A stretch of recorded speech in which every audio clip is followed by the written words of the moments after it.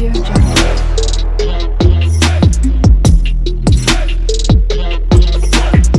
Audio Jungle.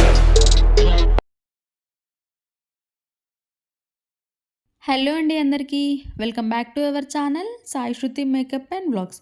ఈరోజు video ఏంటి అని అంటే పొటాటో స్టిక్స్. సో ఈ పొటాటో స్టిక్స్ ఎలా చేయాలి అన్నది ఈ వీడియోలో చూసేద్దాం. ఒక 3 మీడియం సైజ్ పొటాటోస్ తీసుకొని పైన ఉన్న లేయర్ని షీట్ మొత్తాన్ని కూడా పీలర్తో పీల్ చేసుకోవాలి.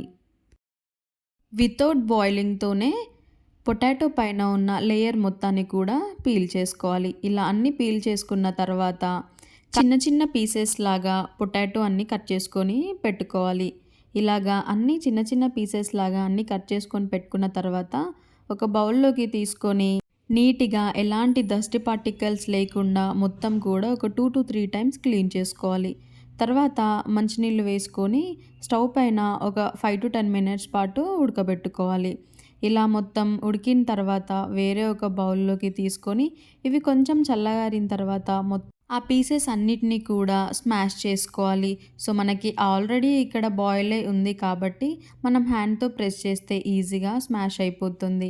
ఇప్పుడు ఇందులోకి టేస్ట్కి కావాల్సినంత కారం అండ్ ఇందులోకి టేస్ట్కి తగ్గంత సాల్ట్ ఇందులో మనం యాడ్ చేసుకోవాలి అని అనుకుంటే ధనియా పౌడర్, మెంతు పౌడర్ కూడా యాడ్ చేసుకోవచ్చు. ఇందులోకి కావాలి అంటే బేకింగ్ సోడా వేసుకోవచ్చు, లేదు అంటే లేదు, అది ఆప్షనల్ మాత్రమే. అండ్ ఇందులోకి కరివేపాకు, కొత్తిమీర కూడా యాడ్ చేసుకోవచ్చు. ఇప్పుడు ఫైనల్గా కార్న్ పౌడర్ అయితే మ్యాండేటరీగా యాడ్ చేయాలి. ఇందులోకి కావాల్సినంత కార్న్ పౌడర్ వేసుకొని దీన్ని మొత్తం మిక్స్ అయ్యేంత వరకు కలుపుకోవాలి. కార్న్ పౌడర్ ప్లేస్లో మనం బియ్యం పిండి లేదా శనగపిండి ఇలా కూడా యూస్ చేసుకోవచ్చు. సో లేదు అంటే మనం కార్న్ పౌడర్ అయినా కూడా యాడ్ చేసుకోవచ్చు. కార్న్ పౌడర్ యాడ్ చేసుకోవడం ద్వారా మనకి కొంచెం క్రిస్పీనెస్ అనేది వస్తుంది. లేదు కార్న్ పౌడర్తో పాటు మనం కార్న్ ఫ్లేక్స్ కూడా యాడ్ చేసుకోవచ్చు. సో మొత్తము ఇలా ముద్దలాగా కలుపుకొని పెట్టుకోవాలి. ఈ పిండి కూడా మరీ ఎక్కువ లూజ్ ఉండకూడదు, అలా అని చెప్పి చపాతీ పిండిలాగా గట్టిగా కూడా ఉండకూడదు. మనం హ్యాండ్తో ప్రెస్ చేస్తే మంచిగా ప్రెస్ అయ్యి మనం ఒక షేప్ అనుకుంటే షేప్లో వచ్చేలాగా కలుపుకోవాలి. ఇలాగా ఇంకో ప్లేట్ తీసుకొని చేతికి కొంచెం గీ లేదా ఆయిల్ని యాడ్ చేసుకొని మనకి కావాల్సిన షేప్స్ తీసుకోవచ్చు. లేదు అంటే మనం ఇక్కడ పొటాటో స్టిక్స్ అని అనుకున్నాం కాబట్టి జస్ట్ ఒక ప్లేట్లో పెట్టి మనం రోల్ చేస్తే స్టిక్ లాగా ఫామ్ అవుతుంది. సో ఇదే ప్రాసెస్లో అన్నీ చేసుకొని పెట్టుకోవాలి.